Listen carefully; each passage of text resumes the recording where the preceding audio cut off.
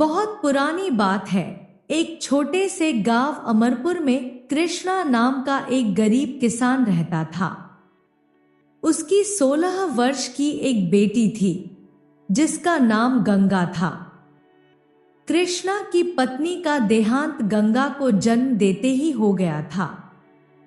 अब गंगा का पालन पोषण अकेले कृष्णा ही कर रहा था और उसने अपनी बेटी को बड़े लाड प्यार से पाला था। पूरा दिन कृष्णा खेतों में काम करता और फिर घर आकर खाना बनाता। एक दिन जब कृष्णा अपने घर में खाना बना रहा था, तभी उसकी पड़ोसन बूढ़ी भवानी काकी उसके पास आई और कहने लगी, अरे बेटा कृष्णा, कब तक तू ऐसे ही दिन रात काम में लगा रहेगा? अब तो तेरी बिटिया भी बड़ी हो गई है, तू खाना इससे बनवाया करना। ऐसे तुझे आराम भी मिलेगा और तेरी बिटिया को घर का काम भी करना आ जाएगा। कृष्णा बोला, काकी, मेरी एक ही बिटिया है और मैं उसे माँ का प्यार तो नहीं दे पाया, लेकिन ध्यान रखता हूँ कि उसे पिता का प्यार दे सकूं। मैं अपनी बेटी को शिक्षित बनाना चाहता हूँ और मेरी बेटी गांव के मुखिया की बेटी के साथ पढ़ने लगी है, और इसके बदले में मैंने आचार्य जी को अपना एक पूरा खेत दे दिया है। गांव में मुखिया के सिवा और कोई भी तो शिक्षित होना चाहिए, इसीलिए मैं अपनी बेटी से कोई काम नहीं कराता ताकि उसका सारा ध्यान अपनी शिक्षा पर रहे। भवानी काकी बोली, अरे कृष्णा, यह क्या बात हुई? शिक्षा से किसी का भला हुआ है क्या आज तक? कन्या को सही समय पर घर का कामकाज सिखा देना चाहिए, नहीं तो कल को वह अगले घर जाकर तुमको ही गालियां सुनवाएगी कि पिता ने कुछ भी नहीं सिखाया। कृष्णा बोला, उसमें अभी बहुत समय है काकी, आप चिंता न करें। मेरी बिटिया एक दिन मेरा नाम रोशन करेगी। वह बूढ़ी काकी आए दिन खरी खोटी सुनाती रहती थी, लेकिन कृष्णा हमेशा उसका मुंह बंद कर देता। एक दिन की बात है, गंगा ने अपने पिता से कहा, पिताजी, गांव के लोग बिल्कुल ठीक कहते हैं। मैं अब बड़ी हो गई हूँ और मुझे भी खाना बनाना सीख लेना चाहिए। पिता ने कहा, बिटिया, तू बस मन लगाकर अपनी शिक्षा ग्रहण कर।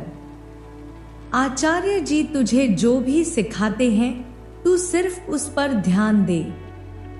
मुझे तो बस उस दिन का इंतजार है जिस दिन मेरी बेटी शिक्षा और ज्ञान में मुखिया की बेटी और राजकुमारियों से कम नहीं होगी। हाँ बापू, यह भी कोई कहने की बात है, गंगा ने कहा। अच्छा बिटिया, अब मुझे देरी हो रही है। तेरा खाना मैंने बना दिया है, समय पर खा लेना, और तेरे दोस्त माधव का खाना भी बना दिया है। इतना बोलकर कृष्णा खेतों में काम करने के लिए निकल गया। उसने दिन भर खेतों में जी तोड़ मेहनत की और फिर शाम के समय जब वह अपने घर वापस आ रहा था कि अचानक रास्ते में एक सांप आ गया, लेकिन कृष्णा को वह दिखाई न दिया और अनजाने में कृष्णा ने उसके ऊपर पांव रख दिया। सांप ने कृष्णा को काट लिया। कृष्णा कुछ देर तक तड़पता रहा और फिर वहीं पर उसकी मृत्यु हो गई। आसपास के लोगों ने जब यह देखा तो दौड़ते हुए आए, अरे देखो भाइयों, कृष्णा को सांप ने काट लिया। लेकिन तब तक देर हो चुकी थी और कृष्णा मर चुका था। लोगों ने कहा, अरे यह तो मर गया। हे भगवान, यह कैसे हो गया? अचानक बीवी तो इसकी पहले ही मर चुकी थी और अब खुद भी नहीं रहा। अकेली बिटिया अब क्या करेगी? कुछ लोग कृष्णा का मृत शरीर उठाकर उसके घर ले आए। गंगा ने अपने पिता को जब इस हालत में देखा तो बहुत जोर जोर से रोने लगी। पिताजी, अब मैं अकेले इस दुनिया में क्या करूंगी? आपके सिवा तो मेरा और कोई भी नहीं है इस दुनिया में। तभी एक 7 साल का बच्चा माधव उसके पास आया और बोला, दीदी तू अकेली नहीं है जो बिना माता पिता के है। मेरे माता पिता भी तो नहीं है, इसीलिए तो मैं इधर उधर घूमता हूँ, मारा मारा फिरता हूँ। आज से इस गांव में एक नहीं बल्कि 2 माधव हो जाएंगे। असल बात तो यह थी कि माधव एक अनाथ बच्चा था जो गांव में इधर उधर घूमता रहता था, लेकिन गंगा को उससे बड़ा ही लगाव था। वह हमेशा माधव को खाना खिलाती और उसे प्यार करती। गंगा ने उस छोटे बच्चे का हाथ कसकर पकड़ लिया और कहने लगी, अब हम दोनों साथ ही रहेंगे, चाहे कुछ भी हो जाए। मैं तुम्हारा सहारा बनूंगी और तू मेरा। माधव बोला, दीदी आप तो पहले से ही मेरा सहारा हो, मुझे रोज खाना जो खिलाती हो। अब तो मैं तेरा सहारा बनूंगा। गांव के लोगों ने कृष्णा का अंतिम संस्कार कर दिया, परंतु अब गांव वालों को यह चिंता खाई जा रही थी कि कृष्णा की अकेली पुत्री गंगा का क्या होगा। और इस बात पर विचार करने के लिए गांव वालों ने एक पंचायत की और उसमें सरपंच कहने लगा, भाइयों, कृष्णा हमारे भाई जैसा था, अब हमें गंगा को सहारा देना होगा। तभी भवानी काकी बोली, सहारा तो लड़कियां देती हैं अपने परिवार को, परंतु यह गंगा है, किसी को सहारा क्या देगी, उल्टा बोझ ही बनेगी। मैं तो पहले ही इसके पिता से कहती थी कि अपनी बेटी को घर का कामकाज सिखा दे, परंतु उसने मेरी एक बात न सुनी। अब बस एक ही रास्ता बचा है, गंगा का विवाह कर दिया जाए। गंगा रोते हुए बोली, काकी मुझे विवाह नहीं करना। मेरे पिताजी कहते थे कि मैं शिक्षा ग्रहण करके अपने पैरों पर खड़ी हो जाऊंगी। काकी ने गंगा को डांटते हुए कहा, अरे तू चुप कर, इतनी सी होकर हमारे सामने जुबान चलाती है। जो तेरे पिता के पास खेत था वह तो उसने पहले ही तेरी पढ़ाई में लगा दिया था और उसे आचार्य जी को दे दिया था। अब क्या तू मिट्टी खाएगी? जो तेरे पिता हम सब पर तेरी जिम्मेदारी छोड़ के गए हैं ना, बस उसी को पूरा कर रहे हैं हम लोग, और गांव वालों का यही कर्तव्य होता है। तभी गांव का एक भला आदमी उठा और बोला, गंगा ठीक कहती है, अभी वह छोटी है, इतनी जल्दी उसका विवाह कैसे हो सकता है। काकी बोली, तो क्या तू पालेगा इसको? महंगाई इतनी है, अपने बच्चों का पेट तो तुम भर नहीं सकते, अब तू चला है दूसरों के बच्चे पालने के लिए। हाँ तू ही बता, तू इसका पालन पोषण कैसे करेगा? इस गांव में यदि कोई ऐसा आदमी है जो गंगा की जिम्मेदारी उठा सके तो वह सामने आ जाए। बुढ़िया काकी की बात सुनकर जब कोई भी सामने नहीं आया तो एक दूसरा आदमी कहने लगा, ठीक है काकी, गंगा का विवाह करवा देना चाहिए। वैसे भी गंगा इतनी छोटी भी नहीं है, 16 साल की हो गई है वह, परंतु विवाह के लिए कोई लड़का भी तो मिलना चाहिए। तभी एक औरत वहां पर खड़ी हुई और कहने लगी, मेरा बेटा सुरेश गंगा से शादी करेगा, लेकिन तुम्हारा बेटा तो हमेशा शराब के नशे में धुत रहता है और गंगा अभी 16 साल की है, जबकि तुम्हारा बेटा 40 का है। यह तो बेमेल विवाह होगा। काकी ने कहा, अरे अब कोई राजकुमार इसे ब्याहने थोड़ी आएगा, जो मिल रहा है वह ठीक है। विवाह के बाद सुरेश अपनी जिम्मेदारियों को जरूर समझेगा और नशा करना भी छोड़ देगा, सब कुछ ठीक हो जाएगा। तभी गंगा ने कहा, मैं शिक्षित हूँ और मैं इसके साथ शादी नहीं कर सकती। इससे तो अच्छा यह है कि मैं भी अपने पिता की चिता के साथ जलकर भस्म हो जाती।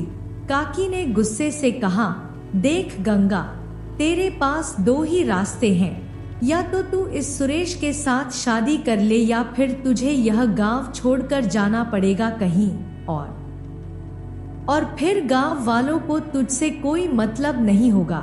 गंगा ने कहा, ठीक है, मुझे काकी की यह शर्त मंजूर है। मैं अभी के अभी यह गांव छोड़कर चली जाऊंगी। गंगा का यह बोलना था कि गांव के सभी लोगों ने अपने मुंह पर हाथ रख लिया। बोले, काकी, लड़की गांव छोड़कर कहाँ भटकेगी? रोक लो उसे। काकी बोली, जाने दो इसे। जब एक दिन बिना छत के रहेगी ना, तो फिर इसे अपना गांव याद आ जाएगा। यह कहाँ जाएगी भला? कल सवेरे तक लौटकर वापस आ जाएगी और सुरेश से विवाह करने के लिए तैयार भी हो जाएगी। मैं देखती हूँ इसके पिता के सपने कैसे पूरे होते हैं। अब जाओ सब यहाँ से, अपने अपने घर जाकर बैठो और दो लोग जाकर गंगा को गांव के बाहर फेंकाओ। और इसके बाद गांव वालों ने गंगा को गांव से बाहर निकाल दिया। तभी माधव भागकर गंगा के पास आ गया। दीदी, मुझे भी अपने साथ ले चलो। इस गांव में सिर्फ आप ही तो थी जो मुझे खाना देती थी। आपके बाद मैं कहाँ जाऊंगा? गंगा ने माधव का हाथ पकड़ा और चल दी। अभी वह कुछ ही दूर चली थी कि तेज बारिश होने लगी और बिजली कड़कने लगी। माधव को चमकती हुई बिजली से बहुत ज्यादा डर लग रहा था। दीदी, मुझे बहुत ही डर लग रहा है। यह बारिश कब बंद होगी? गंगा बोली, बस कुछ देर में यह बारिश बंद हो जाएगी माधव, तुम डरो मत। थोड़ी देर के बाद बारिश रुक गई। गंगा माधव को लेकर वहीं जमीन पर बैठी हुई थी। दोनों का ठंड से बहुत ही ज्यादा बुरा हाल था, परंतु उनके पास एक भी कपड़ा नहीं था जिसे ओढ़कर वो दोनों अपनी ठंड को दूर कर सकते। माधव बोला, दीदी, मुझे बहुत ही ठंड लग रही है और भूख भी बहुत जोरों से लगी है। इतनी देर हो गई चलते चलते, हम कहाँ जा रहे हैं? माधव, यह तो मुझे भी नहीं पता कि हम लोग कहाँ जा रहे हैं। गांव वालों ने हमें गांव से निकाल दिया है। अब हम दोनों कहाँ जा सकते हैं? अब हम दोनों यही सड़क पर रहेंगे। गंगा पूरी रात माधव को समझाने की कोशिश करती रही। रात बहुत ही गहरी हो गई थी, लेकिन गंगा को कोई भी जगह नहीं मिली जिससे वह कहीं पर जा सके या फिर अपनी कुटिया बनाकर रह सके। गंगा ने माधव को तो सुला दिया था, परंतु उसके गीले कपड़ों के कारण माधव ढंग से सो नहीं पा रहा था। पूरी रात गुजर गई, लेकिन गंगा ने एक पलक भी नहीं झपकी। जंगली जानवरों की आवाज वहां और भी ज्यादा खौफ पैदा कर रही थी। सुबह होते ही वहां से राजा सूर्यदेव की सवारी गुजरी। राजा अपने मंत्रियों के साथ जा रहा था। गंगा और माधव को वहां पर देखकर राजा रुक गया और उसने कहा, तुम दोनों यहाँ पर क्यों बैठे हो? उठो और अपने अपने घर जाओ। राजा की बात सुनकर गंगा का चेहरा मुरझा गया तो राजा ने पूछा, तुम ऐसे रो क्यों रही हो? जो भी बात है हमें बताओ, मैं यहाँ का राजा हूँ, मैं तुम्हारी सहायता जरूर करूँगा। गंगा बोली, महाराज, मेरा नाम गंगा है और यह मेरा भाई माधव है। गांव वालों ने हमें गांव से बाहर निकाल दिया है। गंगा ने राजा को सारी बात बता दी। राजा को गंगा और माधव पर बहुत ही दया आई और वह उन दोनों को लेकर अपने महल में आ गया। वह गंगा से कहने लगा, गंगा, अपनी दासी को बोलकर हम तुम्हारे लिए कुछ अच्छे कपड़े और खाना भिजवाते हैं और अब से तुम महारानी की दासी बनकर रहोगी। महल में जल्दी ही खुशखबरी आने वाली है और हमें महारानी के लिए एक और दासी की आवश्यकता थी और तुम हमें मिल गई। गंगा ने खुश होते हुए कहा, आपका बहुत बहुत धन्यवाद महाराज कि आपने हमें रहने की छत दी और सिर छुपाने के लिए आसरा दिया। राजा बोला, मैं इस राज्य का राजा हूँ, यह तो मेरा कर्तव्य है। इतना कहकर राजा वहां से चले गए। गंगा कई दिनों तक महल में रही। अब राजा ने गंगा को रानी के कक्ष की सफाई का काम भी सौंप दिया था। एक दिन गंगा कमरे की सफाई कर रही थी तो रानी ने गंगा से कहा, गंगा, क्या सफाई के अलावा तुम कुछ और भी कर सकती हो? गंगा बोली, महारानी जी, मैं जानती हूँ कि यह काम मैं ठीक से नहीं कर पा रही हूँ, लेकिन मैं जल्दी ही सीख जाऊंगी। इसके अलावा मैं आपको कहानियों की किताब, युद्ध और धर्म की किताबें पढ़कर भी सुना सकती हूँ। रानी ने हैरान होते हुए कहा, क्या तुमको किताबें पढ़नी आती हैं? गंगा, हाँ महारानी जी, ऐसी कोई किताब नहीं है जिसके बारे में मैं ना जानती हूँ। रानी बोली, अरे वाह गंगा, यह तो बहुत ही अच्छी बात है। पहली बार सुना है कि गांव की कोई लड़की शिक्षित भी है। क्या यह माधव तुम्हारा सगा भाई है? गंगा ने कहा, हाँ, पर आपने ऐसा क्यों पूछा? क्या आपको वह मेरा सगा भाई नहीं लगता? नहीं नहीं, ऐसी बात नहीं है। मुझे तो वह बहुत ही अपना सा लगता है, बहुत प्यारा है ना वो। बहुत जल्दी मैं उसको पसंद भी करने लगी हूँ, रानी ने कहा। गंगा ने कहा, हाँ महारानी जी, और अब तो महल में नया राजकुमार भी आने वाला है, तो इसलिए आपको माधव और भी ज्यादा अच्छा लगता होगा। हाँ गंगा, यह भी हो सकता है। और फिर कुछ दिन यूं ही बीत गए। एक दिन महल में सुबह सुबह बच्चे के रोने की आवाज आई और उसके साथ ही दाई माँ घबराई हुई बाहर आई और बोली, महाराज, महाराज, आज हम इस बच्चे को नहीं बचा पाएंगे। ना जाने क्या मर्जी है भगवान की, जो इस महल में बच्चे के रोने की आवाज तो गूंजती है लेकिन किलकारी नहीं। राजा ने कहा, नहीं नहीं दाई माँ, ऐसा मत कहिए, यह हमारा दूसरा बच्चा है। इससे पहले भी हम अपना एक बच्चा खो चुके हैं, अब इसको नहीं खो सकते। हमें इस राज्य के राजपाट को संभालने के लिए एक राजकुमार चाहिए। हम धीरे धीरे बूढ़े हो रहे हैं, कोई तो उपाय होगा दाई माँ जिससे हम अपने बेटे को बचा सकें। महाराज, एक रास्ता है, कालिका नदी का पानी। यदि वह आप अपने बच्चे को पिला दे तो उसका जीवन बच सकता है, लेकिन वह पानी लेने के लिए आपको खुद ही जाना होगा। याद रहे कि उस नदी का पानी इतनी आसानी से आपको नहीं मिलेगा, दाई माँ ने कहा। राजा ने कहा, ठीक है दाई माँ, मैं कालिका नदी का पानी लेकर आता हूँ। इधर महारानी ने जब दाई की बात सुनी तो बोलने लगी, दाई माँ, यह तुम क्या कह रही हो? पता है ना, कालिका नदी के पास ही हमने अपने पहले बेटे को खोया था। महाराज फिर से वहां पर जाएंगे तो टूट जाएंगे।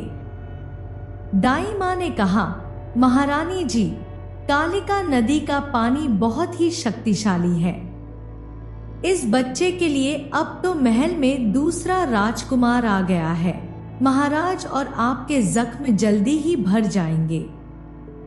राजा बोला, महारानी, हमें हमारे बड़े राजकुमार की सच में बहुत याद आती है, परंतु आज कालिका नदी पर जाने के अलावा हमारे पास कोई दूसरा रास्ता भी नहीं है। मुझे अपने बेटे को जीवन दान देने के लिए कालिका नदी का पानी लाना ही होगा। रानी बोली, राजकुमार विक्रम के समय भी दाई माँ ने यही बोला था। ऐसी भी क्या बात है मेरे बच्चों में जिनको कालिका नदी का पानी ही ठीक कर सकता है, और फिर राजा अकेले ही जंगल के रास्ते में कालिका नदी की ओर चल पड़े। वह जैसे ही नदी के पानी को मटके में भरने लगे तो नदी का पानी सूख गया। राजा बोला, अरे, इस नदी का पानी तो सूख गया। अब मैं अपने बेटे के लिए कालिका नदी का पानी कैसे लेकर जाऊंगा? कोई तो रास्ता होगा जिससे नदी मुझे पानी दे दे। मुझे जल्दी ही कुछ करना होगा। राजा अभी कुछ सोच ही पाते कि तभी उनको एक लड़की के चीखने की आवाज आई। यह लड़की के चीखने की आवाज कहाँ से आ रही है? ऐसे घने जंगल में अकेली लड़की किसी मुसीबत में ना हो, मुझे देखना होगा। लेकिन वहां महल में मेरा पुत्र आखिरी सांसें ले रहा है। समय से पहले मुझे महल में लौटना भी है। अगर देर हो गई तो मेरे बेटे को बचाना मुश्किल हो जाएगा। लेकिन यह लड़की, यह भी तो मेरी प्रजा है। इसकी रक्षा करना भी मेरा कर्तव्य है। मुझे जाकर देखना होगा। राजा मटके को वहीं छोड़कर पेड़ के पीछे देखने के लिए गए जहां से आवाज आ रही थी। कोई है? देखो, तुम जो भी हो, बाहर आ जाओ। मैं यहाँ का राजा हूँ। मैं तुम्हारी सहायता करूँगा। मुझसे डरने की कोई आवश्यकता नहीं है। तभी पेड़ के पीछे से एक लड़की बाहर आई। लेकिन यह क्या? यह तो गंगा थी। वह बोली, माफ कीजिए महाराज, मैंने आपकी और महारानी की सारी बातें सुन ली थी। वो कालिका नदी के पानी वाली। अच्छा, तो छुप कर तुम हमारी बातें सुन रही थी? राजा ने पूछा। नहीं महाराज, मैं तो आपकी सहायता करना चाहती हूँ, गंगा ने कहा। राजा ने कहा, तुम चिंता मत करो, हम कालिका नदी का पानी लेकर आएंगे।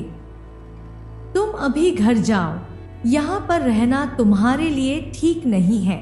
गंगा बोली, महाराज, आप सबका इतना ख्याल रखते हैं। अगर दुनिया में सारे राजा आपके जैसे होते तो सबका राज्य कितना सुरक्षित हो जाता। राजा बोला, अपनी तारीफ हम महल में आकर भी सुन सकते हैं। इस समय तुम यहाँ से जाओ। गंगा बोली, महाराज, मेरे पास इस समय एक उपाय है कालिका नदी का पानी फिर से वापस लाने का। राजा बोले, अच्छा, लेकिन तुम्हें वह कैसे पता? महाराज, मैंने किताब में पढ़ा है कालिका नदी के पानी के बारे में, गंगा ने कहा।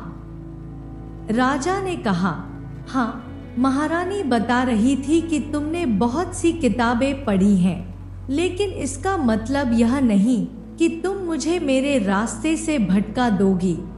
राजा गंगा को कुछ बोल पाते कि तभी कालिका नदी के अंदर से एक बहुत बड़ा दैत्य प्रकट हुआ।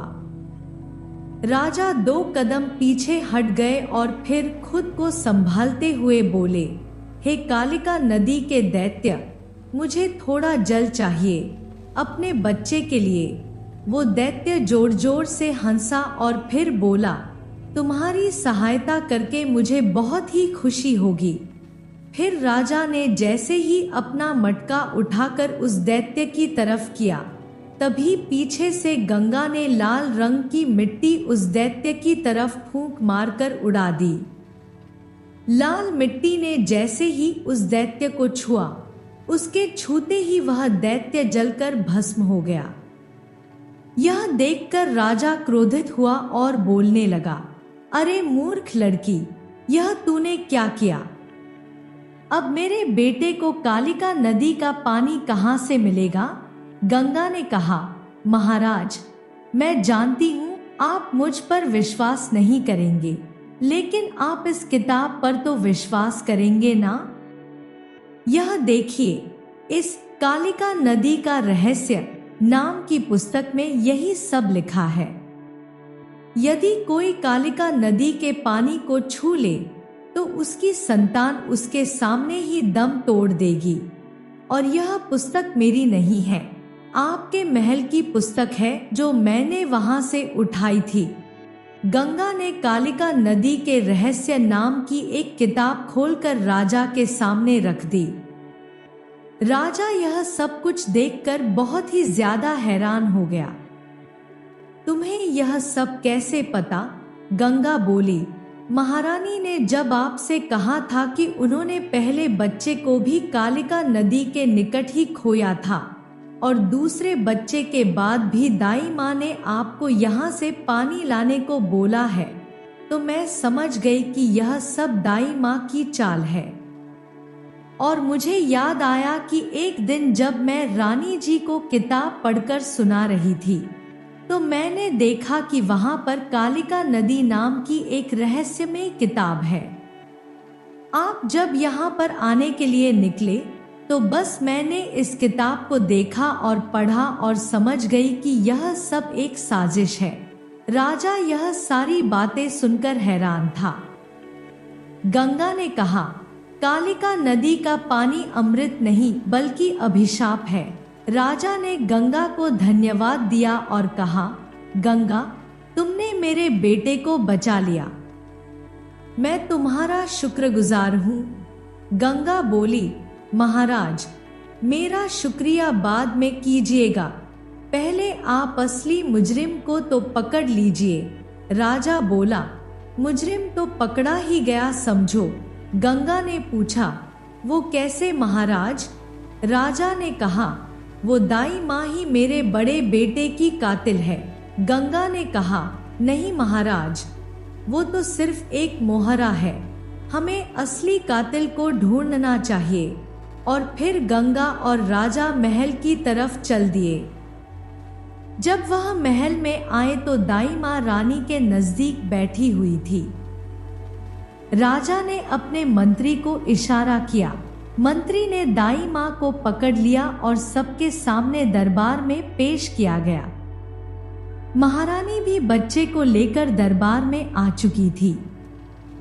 राजा ने भरे दरबार में कहा, दाई माँ, मैंने और महारानी ने आप पर इतना विश्वास किया और आपने हमारे साथ क्या किया? दाई माँ बोली, अच्छा, तो तुमको सब कुछ पता चल गया? राजा ने कहा, हाँ, पता चल गया, लेकिन अब तुम यह बताओ कि तुमने यह सब क्यों किया? दाई बोली, मैंने वही किया जो सही था। राजा ने कहा, एक बच्चे को उसकी माँ से अलग करना क्या सही है? एक राजकुमार को उसके राज्य से अलग करना क्या तुम्हारी नजर में ठीक है? दाई बोली, और तुमने जो किया क्या वो ठीक था? यह सुनकर राजा हैरान रह गया और बोला, मैंने तुम्हारे साथ क्या गलत किया? बोलो, तुम्हारे कारण मैंने अपना बड़ा राजकुमार खो दिया। पहले राजकुमार के जन्म पर भी तुमने मुझे कालिका नदी का पानी लाने को कहा था और तुम्हारी बात मानकर तुम्हें और अपने बच्चे को लेकर जब मैं जंगल में गया था तो मैंने बच्चा तुम्हारी गोद में दिया था और कालिका नदी का पानी लेने के लिए चला गया कि तभी तुमने शोर मचा दिया कि राजकुमार को जंगली भालू उठाकर ले गया और मैंने तुम्हारी उस बात पर विश्वास भी कर लिया था। तुमने सोचा भी है कि वह 7 साल हमारे लिए और रानी के लिए कैसे थे? दाई ने कहा, क्या आपको लगता है महाराज कि आपने कुछ भी गलत नहीं किया? क्या आप भूल गए रुक्मणी को? रुक्मणी का नाम सुनकर महाराज चुप हो गए। दाई माँ बोली, मैंने कुछ भी गलत नहीं किया, मैंने तो बस रुक्मणी का साथ दिया है। इसे मैंने इस महल में अपने बच्चों की तरह पाला था। मैंने उसका साथ दिया, बल्कि आपको उसका साथ देना चाहिए था, लेकिन आपने उसके साथ धोखा किया। इतना बोलकर दाई माँ वहां से जाने लगती है। तभी सैनिकों ने दाई माँ को चारों तरफ से घेर लिया। राजा ने सैनिकों को इशारा किया और सैनिकों ने दाई माँ का रास्ता छोड़ दिया। दाई माँ महल से निकलकर बाहर चली गई। राजा भी उसके पीछे पीछे गांव से बाहर की तरफ चल दिए और फिर राजा एक झोपड़ी के बाहर जाकर आवाज लगाने लगे, कोई है अंदर? उस झोपड़ी में एक दंपति रहते थे। अंदर वे पति पत्नी आपस में बातें कर रहे थे। पत्नी बोली, देखो जी जरा, आज इतने सालों के बाद हमारे दरवाजे पर कौन आया है। जाने किसकी नजर लग गई इस घर की खुशियों पर। कभी वह दिन भी थे जब लोग हमको झुककर प्रणाम किया करते थे और आज का दिन देखो, जिधर भी जाते हैं लोग हमें जूते चप्पल फेंक कर मारते हैं, हमें चोर कहकर बुलाते हैं। आदमी बोला, चिंता मत करो, मैं जाकर देखता हूँ कौन है। और जहाँ तक सच्चाई की बात है तो एक ना एक दिन वह लोगों को पता लग ही जाएगी और उस दिन लोगों को अपनी गलती का एहसास हो जाएगा। झोपड़ी के अंदर से वह आदमी बाहर आया तो सामने राजा को खड़े देखकर वह चौंक गया। राजा बोले, जयचंद, क्या रुक्मणी अंदर है? मुझे उससे बात करनी है। तभी रुक्मणी भी राजा की बात सुनकर वहां पर आ गई। रुक्मणी ने जब राजा को देखा तो वह कहने लगी, तुम यहाँ पर इतने सालों बाद क्या लेने के लिए आए हो? मैंने तो पहले ही अपना सब कुछ तुम्हें दे दिया है।